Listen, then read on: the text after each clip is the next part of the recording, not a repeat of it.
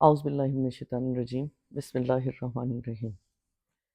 ہم لوگ پچھلی ویڈیو میں پارہ نمبر 3 سورہ آل عمران کے حضرت مسیح کے بارے میں بات کر رہے تھے۔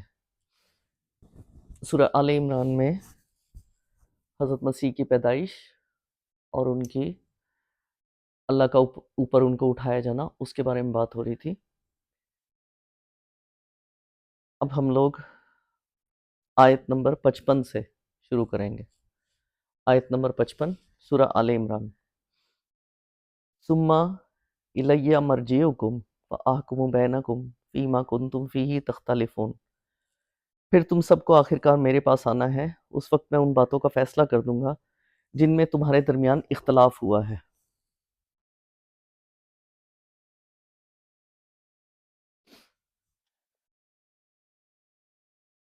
فَأَمَّا الَّذِينَ كَفَرُوا فَيُعَذِّبُهُمْ عَذَابًا شَدِيدًا فِي الدُّنْيَا وَالْآخِرَةِ وَمَا لَهُم مِّن نَاصِرِينَ۔ جن لوگوں نے کفر اور انکار کی روش اختیار کی ہے، انہیں دنیا اور آخرت دونوں میں سزا دوں گا، سخت سزا دوں گا، اور وہ کوئی مددگار نہ پائیں گے۔ وَأَمَّا الَّذِينَ آمَنُوا وَعَمِلُوا الصَّالِحَاتِ فَيُوَفِّيهِمْ أُجُورَهُمْ وَاللَّهُ لَا يُحِبُّ الظَّالِمِينَ۔ اور جنہوں نے ایمان اور نیک عملی کا رویہ اختیار کیا ہے، انہیں ان کے اجر پورے پورے دیے جائیں گے۔ اور خوب جان لے کہ ظالموں سے اللہ ہرگز محبت نہیں کرتا۔ ذالک نتلوہ علیک من الآیات والذکر الحکیم۔ ان مثل عیسیٰ عند اللہ کمثل آدم خلقہ من تراب ثم قال لہ کن فیکون۔ یہ آیات اور حکمت سے لبریز تذکرے ہیں جو ہم تمہیں سنا رہے ہیں۔ اللہ کے نزدیک عیسیٰ کی مثال آدم کی سی ہے کہ اللہ نے اسے مٹی سے پیدا کیا اور حکم دیا کہ ہو جا، اور وہ ہو گیا۔ یعنی کہ جو اعجازی پیدائش ہے، یعنی کہ جس طرح اعجازی پیدائش ہی کسی کو خدا یا خدا کا بیٹا ہونے کی بنانے کے لیے کافی دلیل ہو، تب تو پھر تمہیں آدم کے متعلق بھی ایسا ہی عقیدہ تجویز کرنا چاہیے۔ یعنی کہ جو لوگ حضرت عیسیٰ کی پیدائش کو اس طرح کہتے ہیں کہ وہ بن باپ کے ہیں تو وہ اللہ کے بیٹے ہیں، تو پھر حضرت آدم تو بغیر ماں باپ کے پیدا ہوئے، ان کی تو نہ ماں تھی نہ باپ۔ اللہ تعالیٰ نے مٹی سے ان کا بنایا اور اس میں اپنی روح پھونک دی، کیونکہ مسیح تو صرف بے باپ کے ہی پیدا ہوئے، لیکن حضرت آدم تو ماں اور باپ دونوں کے بغیر پیدا ہوئے۔ الحق من ربک فلا تکن من الممترین فمن حاجک فیہ من بعد ما جاءک من العلم فقل تعالوا ندعو ابناءنا وابناءکم ونساءنا ونساءکم وانفسنا وانفسکم ثم نبتہل فنجعل لعنۃ اللہ علی الکاذبین۔ یہ اصل حقیقت ہے جو تمہارے رب کی طرف سے بتائی جا رہی ہے، اور تم ان لوگوں میں شامل نہ ہو جو اس میں شک کرتے ہیں۔ یہ علم آ جانے کے بعد اب جو کوئی اس معاملے میں تم سے جھگڑا کرے تو اے محمد اس سے کہو، آؤ ہم اور تم خود بھی آ جائیں اور اپنے اپنے بال بچوں کو بھی لے آئیں، اور خدا سے دعا کریں کہ جو جھوٹا ہو اس پر خدا کی لعنت ہو۔ اس میں پہلی بات یہ ان کے ذہن نشین کرنے کی کوشش کی گئی ہے کہ مسیحیت کی جو الوہیت کا اعتقاد تمہارے اندر جن وجوہ سے پیدا ہوا ہے، جن باتوں کی وجہ سے پیدا ہوا ہے، ان میں سے کوئی بھی وجہ ایسے عقیدے کی کے لیے صحیح نہیں ہے۔ ایک انسان تھا جس کو اللہ نے اپنی مصلحتوں کے تحت مناسب سمجھا کہ غیر معمولی صورت میں پیدا کرے اور اسے ایسے معجزے عطا کرے جو نبوت کی اصل علامت ہو، یعنی کہ صحیح علامت ہو، اور منکرین حق کو اسے صلیب پر نہ چڑھانے دے بلکہ اس کو اپنے پاس اٹھا لے۔ مالک کو اختیار ہے اپنے جس بندے کو جس طرح چاہے استعمال کرے، اور اس غیر معمولی برتاؤ سے یہ نتیجہ نکالنا صحیح کیسے ہو سکتا ہے کہ وہ خود مالک تھا یا مالک کا بیٹا تھا یا ملکیت میں اس کا شریک تھا۔ دوسری اہم بات جو ان کو یہاں پہ سمجھائی گئی ہے وہ یہ ہے کہ مسیح جس چیز کی طرف دعوت دینے آئے تھے وہ وہی چیز ہے جس کی طرف محمد صلی اللہ علیہ وسلم دعوت دے رہے ہیں۔ دونوں کے جو مشن ہیں ان میں کوئی فرق نہیں ہے۔ تیسرا بنیادی نقطہ اس تقریر کا یہ ہے کہ مسیح کے بعد ان کے حواریوں کا مذہب بھی یہی اسلام ہے۔ ہر نبی جو بھی لے کر آیا اللہ کا پیغام وہ یہی اسلام ہی ہے، جو قرآن کہہ رہا ہے، جو قرآن بتا رہا ہے وہی ہے۔ فیصلے کی یہ صورت پیش کرنے سے دراصل یہ ثابت کرنا تھا کہ وفد نجران جان بوجھ کر ہٹ دھرمی کر رہا ہے۔ اوپر کی تقریر میں جو باتیں بیان کی گئی ہیں ان میں سے کسی کا جواب بھی ان لوگوں کے پاس نہیں تھا۔ مسیحیت کے مختلف عقائد میں سے کسی کے حق میں بھی وہ خود اپنی مقدس کتابوں میں ایسی کوئی بات نہیں پاتے تھے، یعنی کہ حضرت عیسیٰ نے کوئی ایسی بات نہیں کی انجیل میں جو ان کی باتوں کی تصدیق کرے۔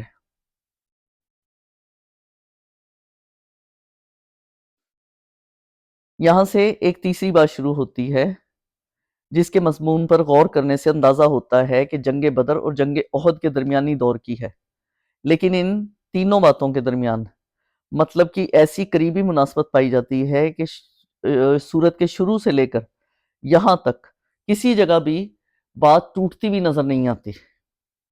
اسی بنا پر لوگ جو یہ بعد کی آیات بھی وفد نجران والی تقریر ہی کے سلسلے کی ہیں، اس طرح یہ شبہ ہوتا ہے کہ انہی کی ہیں، لیکن یہاں سے جو بھی بات شروع ہو رہی ہے اس میں یہودیوں سے بات ہو رہی ہے۔ یہ بات ہے، کہو اے اہل کتاب، آؤ ایک ایسی بات کی طرف جو ہمارے اور تمہارے درمیان میں یکساں ہے، یہ کہ ہم اللہ کے سوا کسی کی بندگی نہ کریں، اس کے ساتھ کسی کو شریک نہ ٹھہرائیں، اور ہم میں سے کوئی اللہ کے سوا کسی کو اپنا رب نہ بنائے۔ اس دعوت کو قبول کرنے سے اگر وہ منہ موڑیں تو صاف کہہ دو کہ گواہ رہو، ہم تو صرف مسلم ہیں۔ اے اہل کتاب، تم ابراہیم کے بارے میں ہم سے کیوں جھگڑا کرتے ہو؟ تورات اور انجیل تو ابراہیم کے بعد نازل ہوئی ہیں، پھر کیا تم اتنی بات بھی نہیں سمجھتے؟ تم لوگ جن چیزوں کا علم رکھتے ہو ان میں تو خوب بحثیں کر چکے، اب ان معاملات میں کیوں بحث کرنے چلے ہو جن کا تمہارے پاس علم ہی نہیں ہے؟ اللہ جانتا ہے، تم نہیں جانتے۔ ابراہیم نہ یہودی تھے نہ عیسائی، بلکہ وہ تو ایک مسلم تھے، اور وہ ہرگز مشرکوں میں سے نہیں تھے۔ ابراہیم سے نسبت رکھنے کا سب سے زیادہ حق اگر کسی کو پہنچتا ہے تو ان لوگوں کو پہنچتا ہے جنہوں نے اس کی پیروی کی، اور اب یہ نبی اور اس کے ماننے والے اس نسبت سے کے زیادہ حقدار ہیں۔ اللہ صرف انہی کا حامی و مددگار ہے جو ایمان رکھتے ہوں۔ اے ایمان والو، اہل کتاب میں سے ایک گروہ چاہتا ہے کہ کسی طرح تمہیں راہ راست سے ہٹا دے، حالانکہ در حقیقت وہ اپنے سوا کسی کو گمراہی میں نہیں ڈال رہے، مگر انہیں اس کا شعور تک نہیں ہے۔ اے اہل کتاب، کیوں اللہ کی آیات کا انکار کرتے ہو حالانکہ تم خود ان چیزوں کا مشاہدہ کر رہے ہو؟ یعنی کہ نبی صلی اللہ علیہ وسلم کو تم خود دیکھ رہے ہو، ان کے جو بھی معجزات ہیں، جو بھی باتیں ہیں، پہلے سے نبی صلی اللہ علیہ وسلم کو 40 سال میں ان کو مبعوث کیا تھا، 40 سال کی عمر میں، تو پہلے سے ان کو صادق اور امین کہتے ہو ان سب چیزوں۔ اور پھر حضرت عیسیٰ نے دوسری جو کتابیں ہیں جو پہلے آئیں، قرآن سے پہلے جتنے بھی نبی آئے ان سب نے نبی صلی اللہ علیہ وسلم کے آنے کی بات کی ہے۔ حضرت عیسیٰ بھی بات کرتے ہیں، حضرت موسیٰ بھی، سب نے، اور حضرت ابراہیم کی تو دعا تھی۔ تو اس پہ تم لوگ کیوں اس چیز کو نہیں مانتے؟ اللہ بات کر رہا ہے۔ اے اہل کتاب، کیوں حق کو باطل کا رنگ چڑھا کر مشتبہ بناتے ہو؟ کیوں جانتے بوجھتے حق کو چھپاتے ہو؟ اہل کتاب میں سے ایک گروہ کہتا ہے کہ اس نبی کے ماننے والوں پر جو کچھ نازل ہوا ہے اس پر صبح ایمان لاؤ اور شام کو اس سے انکار کر دو، شاید اس طرح سے یہ لوگ اپنے ایمان سے پھر جائیں۔ نیز یہ لوگ آپس میں کہتے ہیں کہ اپنے مذہب والے کے سوا کسی کی بات نہ مانو۔ اے نبی، ان سے کہہ دو کہ اصل میں ہدایت تو اللہ کی ہدایت ہے، اور یہ اسی کا دین ہے، اسی کی دین ہے، یعنی کہ اسی نے یہ دیا ہے کہ کسی کو وہی کچھ دے دیا جائے جو کبھی تم کو دیا گیا تھا، یا یہ کہ تم دوسرے کو تمہارے رب کے حضور پیش کرنے کے لیے تمہارے خلاف کبھی حجت مل جائے، یعنی کہ کوئی مستند بات مل جائے۔ اے نبی، ان سے کہو کہ فضل و شرف اللہ کے اختیار میں ہے، جسے چاہے عطا کرے، وہ وسیع النظر ہے اور سب کچھ جانتا ہے، اپنی رحمت کے لیے جس کو چاہتا ہے مخصوص کر لیتا ہے، اور اس کا فضل بہت بڑا ہے۔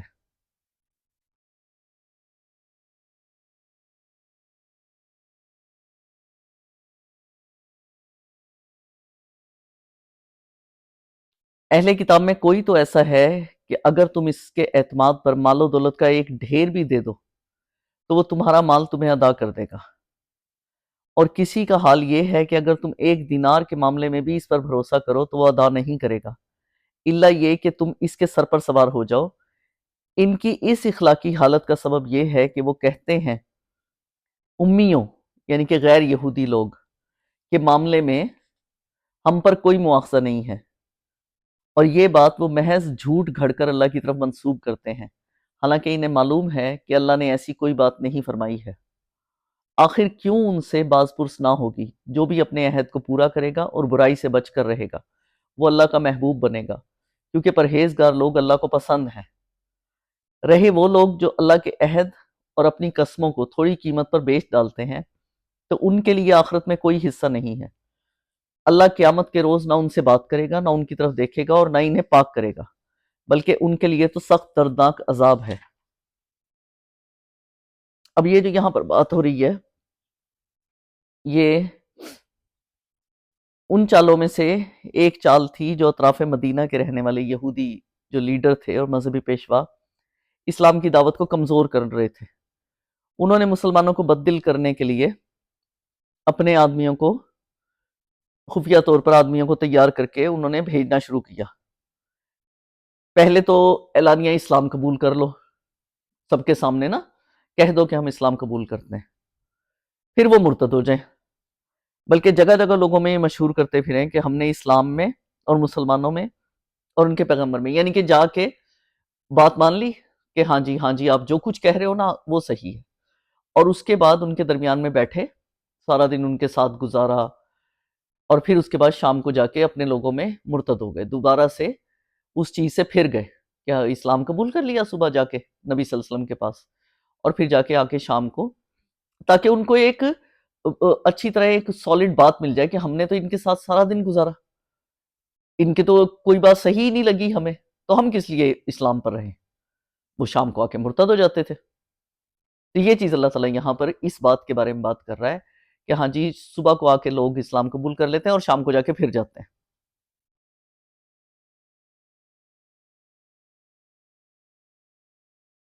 اور پھر اور یہ جو یہودی عوام جو تھی اس کا جاہلانہ خیال، یہ محض نا یہودی عوام کا جاہلانہ خیال نہیں تھا کہ بلکہ ان کے ہاں مذہبی تعلیم ہی کچھ یہی تھی کہ ان کے بڑے بڑے جو مذہبی پیشوا تھے وہ اسی طرح کی باتیں کیا کرتے تھے کہ ان کے جو بیل ہوتے تھے بھئی، ان کے جو ان کی وہ ہوتی تھی جانور ہوتے تھے، تو ان میں اگر کسی کو بھئی ان کے کوئی اگر کسی شخص کو کوئی جگہ کوئی گری ہوئی چیز ملے تو اسے دیکھنا چاہیے کہ ارد گرد جو آبادی ہے وہ کن لوگوں کی ہے، اگر اسرائیلیوں کی ہے تو اسے اعلان کرنا چاہیے، اگر غیر اسرائیلیوں کی ہے تو اسے بلا اعلان وہ چیز رکھ لینی چاہیے۔ تو یہ ان کے قانون تھے، اور اسی وجہ سے یہ لوگ کافی زیادہ سخت اخلاقی جرائم کرنے کے بعد بھی اپنی جگہ یہ سمجھتے ہیں کہ قیامت کے روز بس یہی لوگ ہوں گے۔ اتنی زیادہ اسرائیلیوں میں خرابیاں ہیں، اس کے باوجود وہ لوگ سمجھتے ہیں کہ ہم لوگ بہت لاڈلے اللہ تعالیٰ کے، حضرت موسیٰ بہت لاڈلے تھے جی، ہم حضرت ابراہیم کی امت سے ہیں جی، اس کی وجہ سے ہم لوگ بہت لاڈلے ہیں، اللہ تعالیٰ کی لاڈلی قوم رہے ہیں ہم۔ ان کو غصہ ہی اسی چیز کا ہے کہ ہاں جی ہم لوگ تھے، یہ کیسے مسلم کیسے ہو سکتے ہیں، جو محمد کے پیروکار ہیں وہ کیسے ہو سکتے ہیں اللہ تعالیٰ کے لاڈلے؟ ہم ہیں اللہ تعالیٰ کے لاڈلے، ہم چاہے جتنی مرضی گناہ کریں، جو مرضی کریں، ہم بھئی وہ ہمارے جو بزرگ ہیں ان کے صدقے میں ہمارے گناہ دھل جائیں گے، یعنی کہ حضرت عیسیٰ کو جو ہم نے سولی پر چڑھایا وہ بھی ہمارے سنز کی وجہ سے سولی پر چڑھے، ہمارے گناہوں کی وجہ سے، ہمارے گناہوں کے کفارے کے طور پر ہم نے ان کو سولی پر چڑھایا جی۔ تو اسی لیے وہاں پہ اللہ تعالیٰ یہ کہہ رہا ہے کہ اس کے برعکس ہوگا ان کے ساتھ جو کچھ بھی ہوگا۔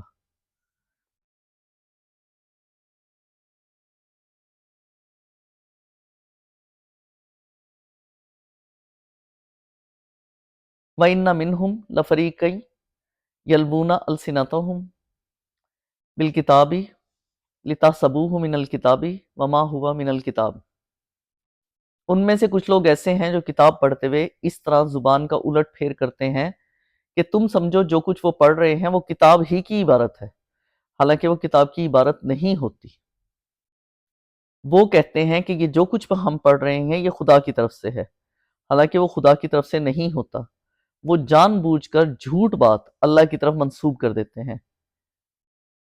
ما کان لبشر ان یؤتیہ اللہ کتابا والحکمہ والنبوۃ ثم یقول للناس کونوا عبادا لی من دون اللہ ولکن کونوا ربانیین بما کنتم تعلمون الکتاب وبما کنتم تدرسون۔ کسی انسان کا یہ کام نہیں ہے کہ اللہ تو اس کو کتاب اور حکم اور نبوت عطا فرمائے اور وہ لوگوں سے کہے کہ اللہ کی بجائے تم میرے بندے بن جاؤ، یعنی کہ وہ جو ہے اللہ تعالیٰ نے اس کو حکم دیا ہے، اپنی نبوت دی ہے کہ تم میرا پیغام لوگوں تک پہنچاؤ، کیونکہ لوگ ہر بندے سے خود تو بات نہیں کرتا نا، اس نے ہمیشہ اپنے کسی نہ کسی کو پیغمبر بنا کر بھیجا ہے، نبی بنا کر بھیجا ہے، رسول بنا کر بھیجا ہے، تو وہ اس طرح سے بات کرتا ہے، اپنی بات صرف اس بندے کو کہتا ہے جس کو اس نے مبعوث کیا ہوا ہوتا ہے، اور وہ بندہ پھر آگے پہنچاتا ہے۔ وہ تو یہی کہے گا کہ سچے ربانی بنو، یعنی کہ اللہ کے بندے بنو، جیسا کہ اس کتاب کی تعلیم کا تقاضا ہے جسے تم پڑھتے اور پڑھاتے ہو۔ وہ تم سے ہرگز یہ نہیں کہے گا کہ فرشتوں کو یا پیغمبروں کو اپنا رب بنا لو۔ کیا یہ ممکن ہے کہ ایک نبی تمہیں کفر کا حکم دے جبکہ تم مسلم ہو؟ یاد کرو اللہ نے پیغمبروں سے عہد لیا تھا کہ آج ہم نے تمہیں کتاب اور حکمت و دانش سے نوازا ہے۔ کل اگر کوئی دوسرا رسول تمہارے پاس اسی تعلیم کی تصدیق کے لیے تصدیق کرتا ہوا آئے جو پہلے سے تمہارے پاس موجود ہے، تو تم کو اس پر ایمان لانا ہوگا اور اس کی مدد کرنی ہوگی۔ یہ ان تمام باتوں کی ایک جامع تردید ہے جو دنیا کی مختلف قوموں نے خدا کی طرف سے آئے ہوئے پیغمبروں کی طرف منسوب کر کے اپنی مذہبی کتابوں میں شامل کی ہے، اور جس کی روح سے کوئی پیغمبر یا فرشتہ کسی نہ کسی طرح خدا اور معبود قرار پاتا ہے۔ یعنی کہ کچھ قوموں نے پیغمبر کو ہی، جیسے حضرت عیسیٰ کو، اللہ یا اللہ کا بیٹا بنا دیا اور کہا یہی خدا ہے، یعنی کہ اللہ تو ہے لیکن یہ خدا ہے۔ اور پھر اس کے بعد کچھ لوگوں نے فرشتوں کے بارے میں کہتے ہیں یہاں جی اللہ کی بیٹیاں ہیں، یا پھر وہ فلاں فرشتہ جی اس کو خدا مان لیا، اور پھر وہ ان آیات میں یہ بات کی گئی ہے کہ ایسی کوئی تعلیم جو اللہ کے سوا کسی اور کی بندگی اور پرستش سکھاتی ہو اور کسی بندے کو بندگی کی حد سے بڑھا کر خدائی کے مقام پر لے جائے، ہرگز وہ کسی پیغمبر نے نہیں دی ہے۔ یہ ان لوگوں کی اپنی خرافات ہیں، اپنی باتیں ہیں، اپنی طرف سے انہوں نے دین میں یہ سب کچھ شامل کیا ہے۔ اللہ نے یا پھر اس کے پیغمبر نے کبھی کوئی ایسی بات نہیں کی۔ یاد کرو اللہ نے پیغمبروں سے عہد لیا تھا، ہم لوگ یہ آیت کر چکے ہیں۔ یہ ارشاد فرما کر اللہ نے پوچھا کیا تم اس کا اقرار کرتے ہو اور اس پر میری طرف سے عہد کی بھاری ذمہ داری اٹھاتے ہو؟ انہوں نے کہا ہاں ہم اقرار کرتے ہیں۔ اللہ نے فرمایا اچھا تو گواہ رہو اور میں بھی تمہارے ساتھ گواہ ہوں، اس کے بعد جو اپنے عہد سے پھر جائے وہ فاسق ہے۔ یہاں پر اتنی بات سمجھ لیں کہ حضرت محمد صلی اللہ علیہ وسلم سے پہلے جتنے بھی نبی آئے، ہر نبی سے اللہ تعالیٰ یہ عہد لیتا رہا، اور پھر ہر نبی کے بعد جو ہر نبی آپ نے سے اپنی امت کے بعد آنے والے نبی کی خبر بھی دیتا تھا اور اس کا ساتھ دینے کی ہدایت بھی کرتا تھا، اور نہ قرآن میں نہ حدیث میں کہیں بھی یہ پتہ نہیں چلتا کہ نبی صلی اللہ علیہ وسلم سے یہ عہد لیا گیا ہو کہ آپ نے اپنی امت کے بعد آنے کی خبر، بھئی ان کے اوپر ان کے بعد کوئی نبی آنے کی حضرت محمد صلی اللہ علیہ وسلم سے یہ عہد نہیں لیا گیا کہ تم اپنی امت کو یہ بتاؤ کہ تمہارے بعد، یعنی کہ اللہ تعالیٰ ان سے یہ عہد لے اور وہ اپنی امت کو بتائیں۔ تو نبی صلی اللہ علیہ وسلم سے یہ عہد نہیں لیا گیا، ان سے آنے والے پہلے جتنے بھی نبی تھے 1,24,000 جتنے پیغمبر تھے، ان سب سے یہ عہد اللہ تعالیٰ بتا رہا ہے کہ میں نے ان سب سے یہ عہد لیا کہ تم جو ہے یہ اپنے لوگوں تک یہ بات پہنچاؤ اور یہ عہد کرو کہ تم ان کو بتاؤ گے کہ ان کے بعد فلاں نبی آئے گا، اور میں جو بات کر رہا ہوں نا وہی بات وہ نبی بھی کرے گا، وہ رسول نبی جو بھی ہے وہ کرے گا۔ تو تم نے جس طرح تم میری بات سن رہے ہو اس کی بھی سننا اور اس کا ساتھ دینا، لیکن نبی صلی اللہ علیہ وسلم سے ایسا کوئی عہد نہیں لیا گیا۔ کہیں بھی قرآن میں یہ ذکر نہیں ہے، کسی حدیث میں ذکر نہیں ہے کہ نبی صلی اللہ علیہ وسلم نے یہ بات کی ہو کہ ہاں اللہ نے مجھ سے یہ عہد لیا ہے کہ میں اپنے آنے بعد کسی آنے والے کسی نبی کی بشارت دوں تمہیں کہ میرے بعد فلاں نبی آئے گا۔ نہیں، وہ خاتم النبیین ہے۔ اس لیے یہ آیات بھی اللہ تعالیٰ کی طرف سے اس بات کی دلیل ہے کہ نبی صلی اللہ علیہ وسلم سے جب عہد نہیں لیا گیا تو پھر یہ بات ختم ہو جاتی ہے کہ ان کے بعد کوئی نبی آئے گا۔ اب کیا یہ لوگ اللہ کی اطاعت کا طریقہ چھوڑ کر کوئی اور طریقہ چاہتے ہیں؟ حالانکہ آسمان و زمین کی ساری چیزیں چاروں ناچار اللہ ہی کی تابع اور فرمان ہیں، اور اسی کی طرف سب کو پلٹنا ہے۔ اے نبی کہو کہ ہم اللہ کو مانتے ہیں، اس تعلیم کو مانتے ہیں جو ہم پر نازل کی گئی، ان تعلیمات کو بھی مانتے ہیں جو ابراہیم، اسماعیل، اسحاق، یعقوب اور اولاد یعقوب پر نازل ہوئی تھی، اور ان ہدایات پر بھی ایمان رکھتے ہیں جو موسیٰ اور عیسیٰ اور دوسرے پیغمبروں کو ان کے رب کی طرف سے دی گئیں۔ ہم ان کے درمیان فرق نہیں کرتے اور ہم اللہ کے تابع فرمان ہیں۔ اس فرما برداری کے سوا جو شخص کوئی اور طریقہ اختیار کرنا چاہے، اس کا وہ طریقہ ہرگز قبول نہ کیا جائے گا اور آخرت میں وہ ناکام و نامراد رہے گا۔ کیسے ہو سکتا ہے کہ اللہ ان لوگوں کو ہدایت بخشے جنہوں نے نعمت ایمان پا لینے کے بعد پھر کفر کا رویہ اختیار کیا، حالانکہ وہ خود اس بات پر گواہی دے چکے ہیں کہ یہ رسول حق پر ہے اور ان کے پاس روشن نشانیاں بھی آ چکی ہیں۔ اللہ ظالموں کو تو ہدایت نہیں دیا کرتا، ان کے ظلم کا صحیح بدلہ یہی ہے کہ ان پر اللہ اور فرشتوں اور تمام انسانوں کی پھٹکار رہے۔ اسی حالت میں وہ ہمیشہ رہیں گے، نہ ان کی سزا میں تخفیف ہوگی اور نہ انہیں مہلت دی جائے گی۔ البتہ وہ لوگ جو بچ جائیں گے، جو اس کے بعد توبہ کر کے اپنی طرز عمل کی اصلاح کر لیں گے، اللہ بخشنے والا اور رحم فرمانے والا ہے۔ مگر جن لوگوں نے ایمان لانے کے بعد کفر کا رویہ اختیار کیا، پھر اپنے کفر میں بڑھتے چلے گئے، ان کی توبہ بھی قبول نہ ہوگی۔ ایسے لوگ تو پکے گمراہ ہیں۔ یقین رکھو جن لوگوں نے کفر کا رویہ اختیار کیا اور کفر ہی کی حالت میں جان دی، ان میں سے کوئی اگر اپنے آپ کو سزا سے بچانے کے لیے روئے زمین پر بھر کر بھی سونا فدیہ میں دے تو اسے قبول نہ کیا جائے گا۔ ایسے لوگوں کے لیے دردناک سزا تیار ہے اور وہ اپنا کوئی مددگار نہیں پائیں گے۔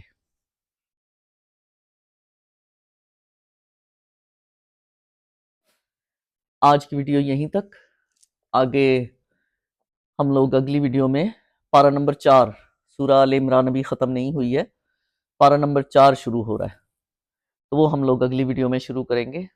امید ہے آپ لوگوں کو پسند آ رہا ہوگا۔ تو آپ لوگ مجھے بتائیں مجھ سے کوئی غلطی ہو رہی ہے، اللہ تعالیٰ میری غلطیوں کو معاف فرمائے، ہمیں قرآن کی تعلیم، خود بھی ہم لوگ قرآن پر عمل کریں اور دوسروں کو بھی اس کی تعلیم دیں۔ اللہ تعالیٰ ہمیں سب کو یہ توفیق دے۔ اگلی ویڈیو میں ملتے ہیں انشاءاللہ تعالیٰ۔ اللہ حافظ، اپنا خیال رکھیے گا۔